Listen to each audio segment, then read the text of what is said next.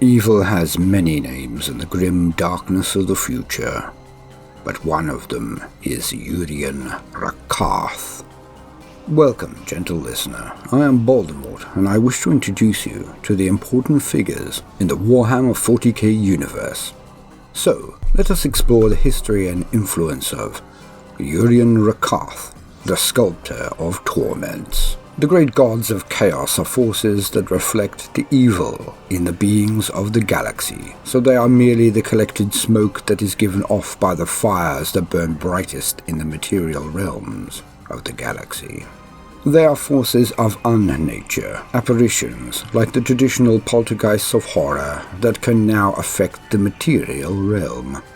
They could not have come into existence if it were not for the evil that they merely reflect, despite how they now augment and create evil unto itself.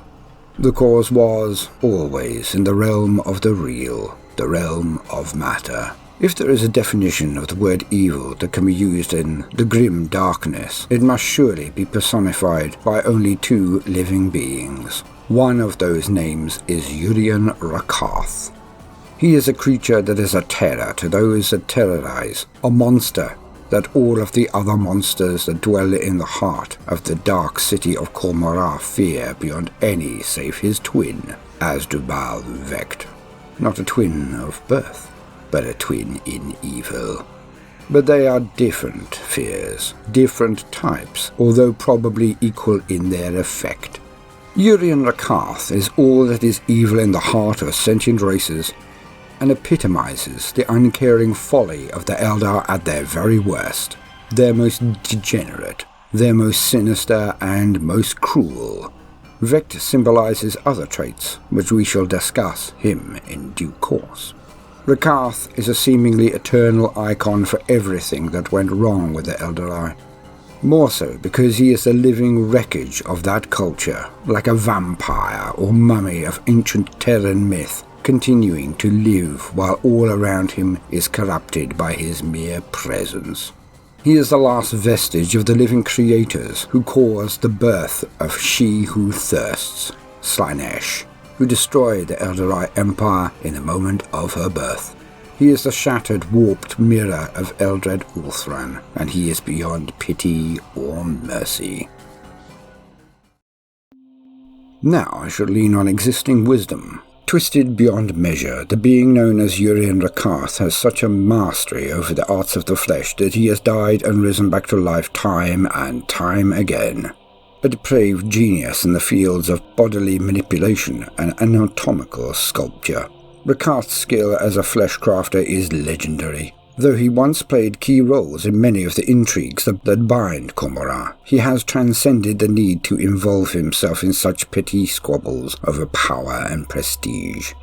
Now only the most grandiose transmogrifications of Khormorite society pique his interest, those that allow him to revel in the depravity of his twisted imagination.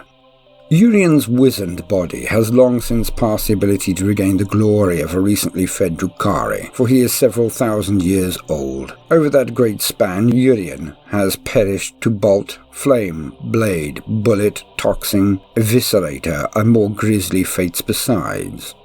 Each time he dies, Urien's remains are used to slowly grow another iteration of the master homunculus, through the regeneration process of which he is the progenitor. Each of his surgically altered bones holds the key to a dark resurrection. Rakarth has crossed the veil so many times that he savours death like a fine wine, revelling in the peaks of agony and the transcendent knowledge that comes with each new demise. In recent centuries, however, something seems to have been corrupted across his repeated renewals, either accidentally or by Urien's own design, and his latest incarnations have each borne unintended vestiges of the one before. So it is that Urien is now a truly horrific sight. His compound spines sprout from his back in baroque profusion, and his leering face tied onto his skull with cords of leathery flesh. Rakarth boasts many sets of limbs, some stripped, silvered, and restrung as fully functional appendages, some atrophied and disturbing, pushing out his many spines sunk to beckon weakly at those nearby. So profoundly have these constant regenerations affected Urien's metabolism that his artificially toughened flesh is able to reknit and heal at an incredible rate. Rakarth welcomes all forms of injury, especially those upon the battlefield, for it forces him to adapt his body to accommodate the wound. Like all homunculi, Urien has an undying enthusiasm for crafting symphonies of pain.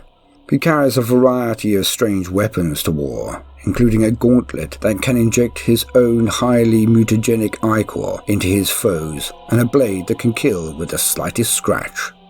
Rather than covering his amorphous body in bulky armor, he simply abstracts it further by using a clone field to project multiple overlapping hollow light images of himself onto the battlefield. Thus obscured, he is able to avoid his enemies' attacks, allowing him to concentrate on harvesting choice subjects for use in his torturous experiments. To aid in the harvest, Urien carries the Casket of Flensing, an impossibly intricate puzzle box that, when opened, unleashes a swarm of evil spirits upon his victims. The souls rip the flesh from the heads of their prey with needle-like fangs, before tearing skulls and spinal columns and carrying them back to Urien with the still-conscious brain left writhing inside.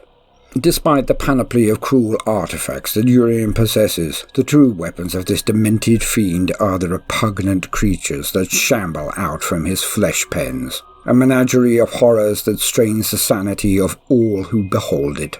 Blood-spattered racks and towering grotesques stalk between living sculptures that moan and stagger as rapacious herbivores writhe in the gore beneath.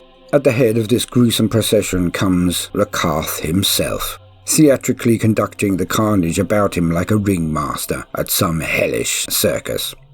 Such a masterful performance demands an appreciative audience, and to this end Rakarth often deigns to enter real space accompanied by a cabal or witch cult. To set his creations loose upon the field of battle is not just to ensure the demise of his enemies, but to display his latest masterpieces to his fellow Drukhari, and ensure he continues to be regarded as a true artist within the Dark City.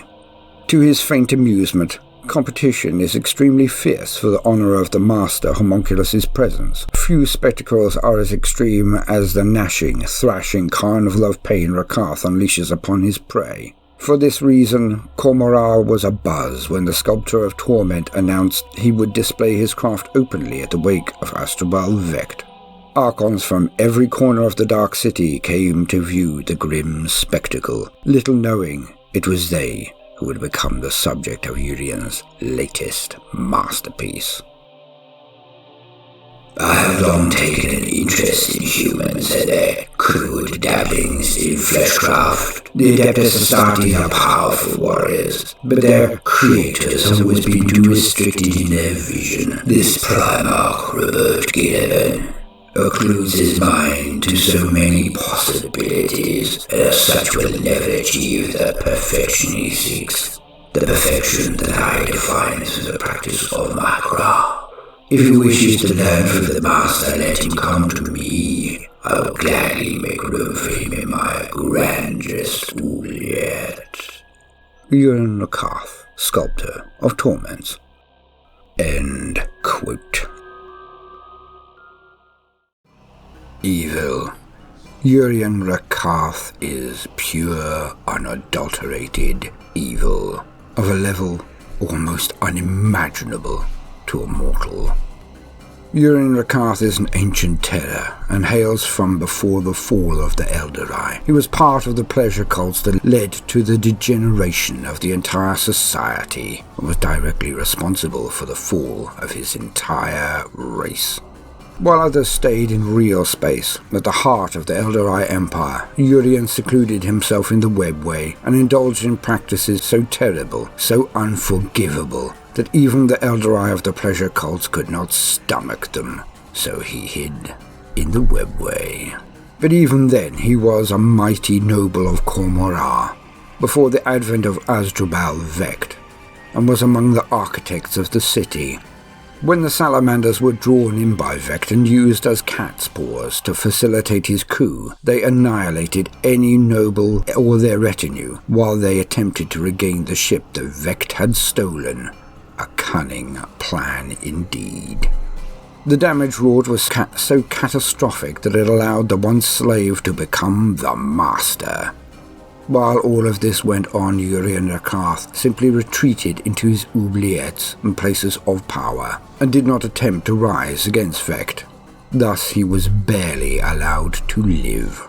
Since that time he has never challenged the Lord of Cormorra, and this decision alone has allowed him to continue his existence.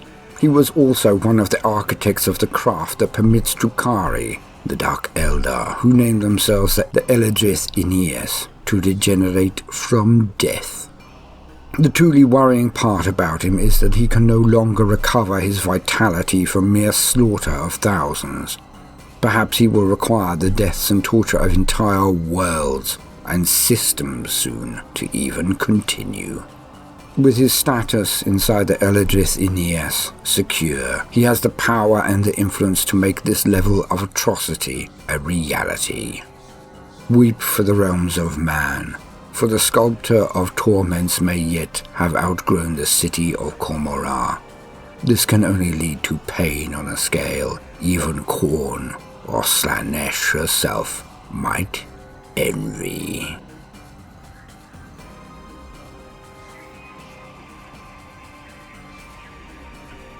If you have enjoyed my introduction to Urien Rakarth of the Drukhari, then please consider liking and subscribing. I will be covering other members of the Dark Eldar and other elements of the Warhammer 40K universe, and I would not want you to miss out.